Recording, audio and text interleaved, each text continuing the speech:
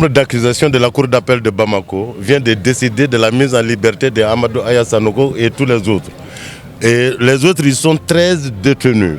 Et tous les 13 gagneront leur domicile respectif ce matin suite à la décision de la chambre d'accusation de la Cour d'appel de Bamako. Qu'on dise liberté provisoire, une liberté est une liberté. Provisoire, cela a disparu de l'arsenal juridique du Mali. On ne parle plus de liberté provisoire. Quand vous êtes mis à liberté, vous êtes remis à liberté. Donc ils viennent de bénéficier de la liberté, de la mise en liberté par la chambre d'accusation de la Cour d'appel de Bamako ce matin dans leur arrêt qu'ils viennent de lire. C'est autre chose. La grâce présidentielle vient après une décision définitive sur le fond. Or, dans le cas de l'espèce, nous ne sommes pas jugés.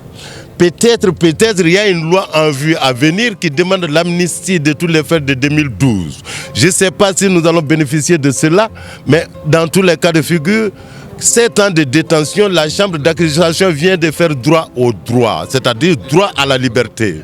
Donc nous ne pouvons pas parler de grâce ni d'amnistie pour le moment.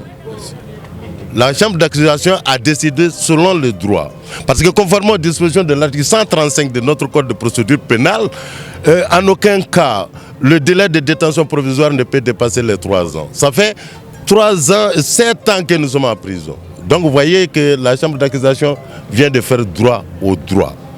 Je pense que ce n'est pas le moment d'un quelconque triomphe. Ayons la modestie de comprendre cette situation et de réfléchir beaucoup plus profondément encore. Parce que ce verdict, il faut féliciter en premier lieu les avocats qui étaient là depuis le début jusqu'à aujourd'hui.